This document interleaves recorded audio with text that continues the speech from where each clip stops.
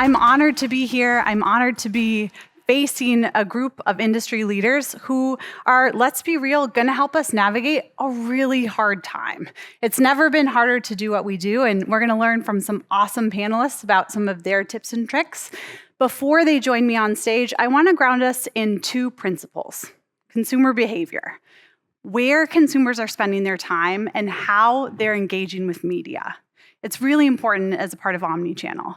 We recently did some global research, and we found that 71% of consumers' digital time is spent outside the walled gardens on the open internet. If I pause and think about how I'm spending my time, that checks out. I start my day in a commute. I kind of have a hype Spotify playlist that may or may not include Drake.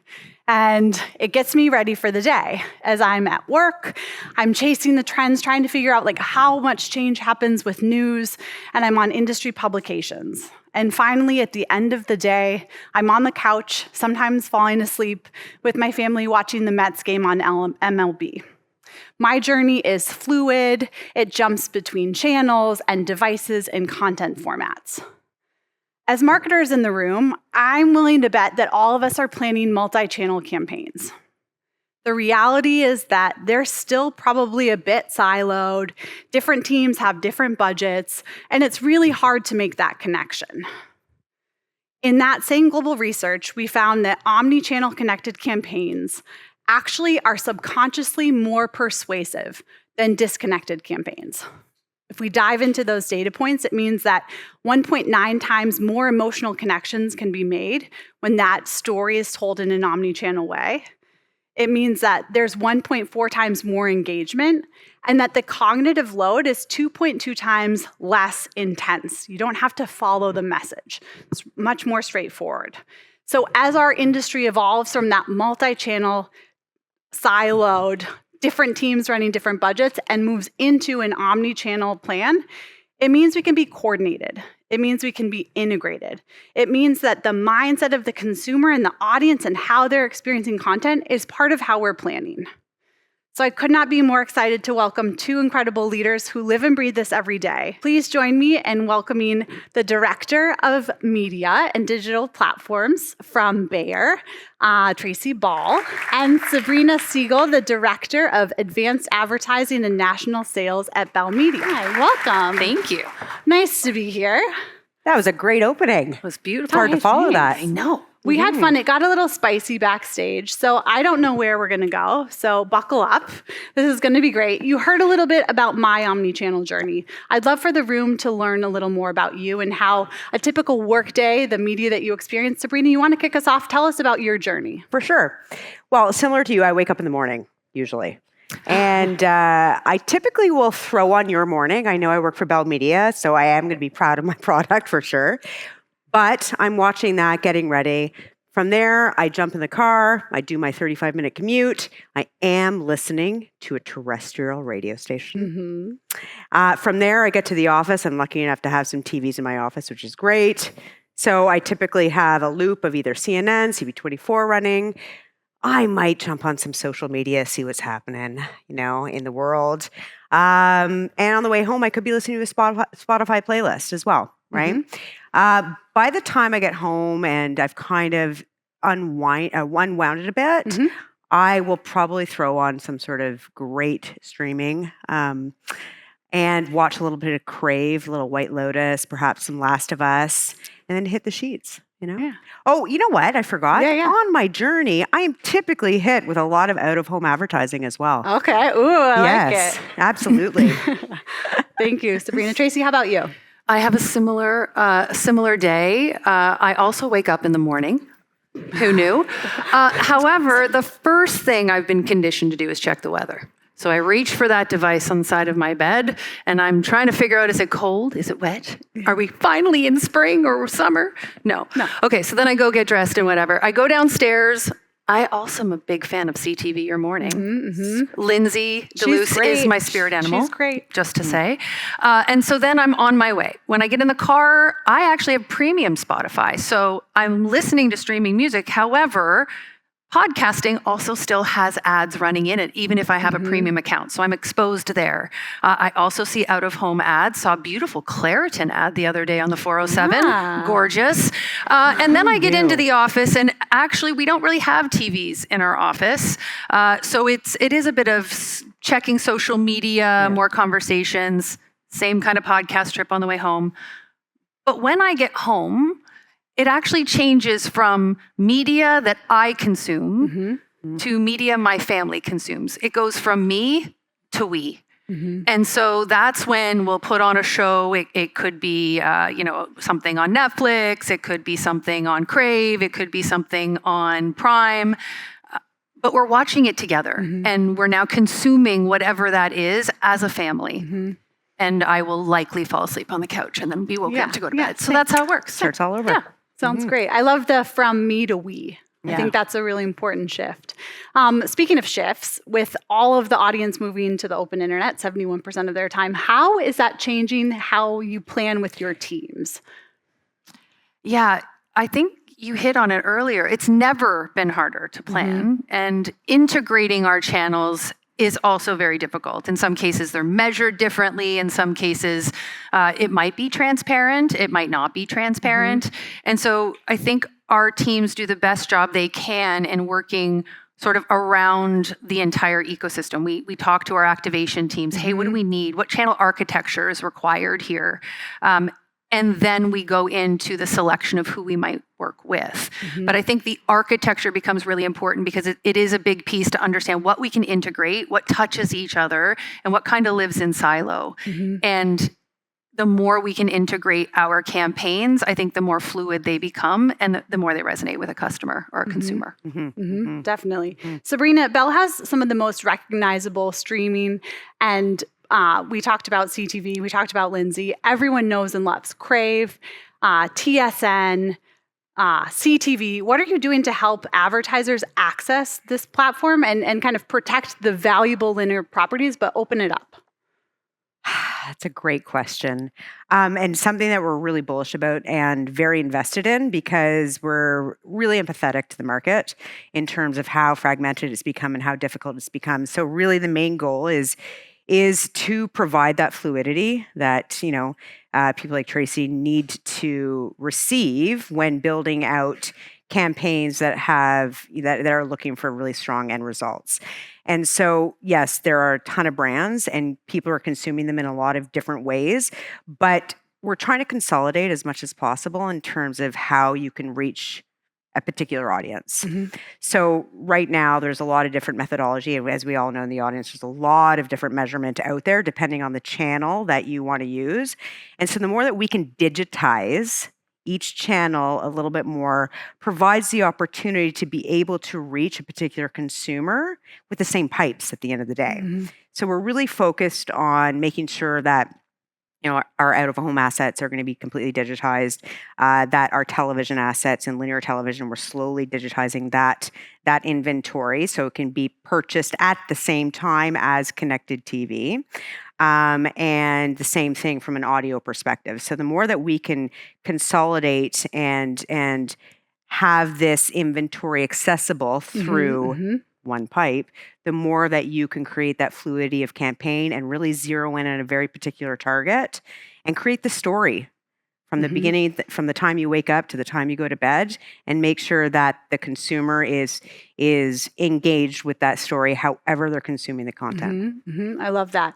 And you've really listened to the market. You've made a lot of changes and are really driving the innovation. So congratulations on all the momentum and the shift that you're driving at Bell. Thanks. Listening to Tracy all the time, we had to make some changes, right? Yeah. Always. Tracy, Bayer occupies a huge portion of probably all of our medicine cabinets. Can you talk a little bit about how your approach to data and how that fuels marketing and how it protects the relationship with your most important customers? 100%. I think our mission at Bayer is very clear. Health for all, hunger for none. And so that becomes our mission.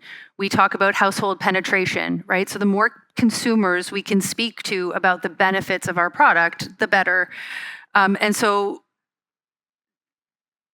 I think at the end of the day, when I'm so sorry. I completely No, lost no, my you're train of good. I wrote down health for all, hunger for none, and how that is a rallying cry. How do we get the data there? Yeah, Right. Get Sorry. the data for the health customers. for all I got me. you. I got you. We're here. So we want as much data as possible, and we try to work transparently with partners who want to give us that back. And so when you're talking about particular OTC or pharma products, you can't just simply remarket to people. You need to talk to them in a different way. And so consumer connections are huge for us, not just in who's buying the product and where are they buying the product and how can we sort of validate that through any of our market mix channels. But it's more about making sure that the ads themselves are speaking to a consumer in the platform that we're using.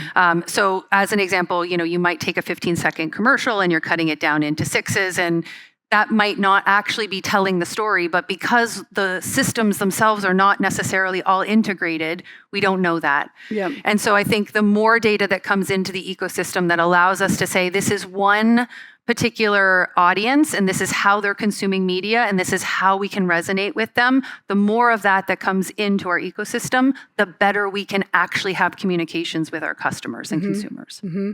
I love that. I think we can all learn from that in the room, whether it's an advertiser or an agency taking a brief in. Are there any principles that you would reinforce that are helpful and create that collaboration and help the teams prepare for the really specific creative format for the channel? How do you navigate that? Yeah, I think it's having all the right people in the room. Having media be a part of the conversation before the creative is done. I think the principle is that if you want to utilize a channel, you need to make sure that the communication of that channel meets the creative need. And so, yeah, I think I could probably just leave it at that. Okay, from Belle's perspective, how much is data shifting how you're engaging with advertisers, and how does that change how you operate? Hugely. I would say that it's probably the cornerstone of how we're trying to operate today. We have the privilege of having access to a multifaceted data set, whether it's from wireline, whether it's wireless, whether it's set-top box data, and really understanding how to use that to be able to market, to work with an advertiser to figure out what the story is, and really looking at that data and understanding how we can tell that story. And it's similar to creating, a piece of creative, whether it's going on YouTube, because we're distributing our content everywhere. We want to make sure that our content is available everywhere. And it's the same thing with our data as well. We want to make sure that the market has access to this data. And this data is going to dictate at the end of the day how we kind of tell our story, whether it's on a linear television set, whether it's on a mobile phone.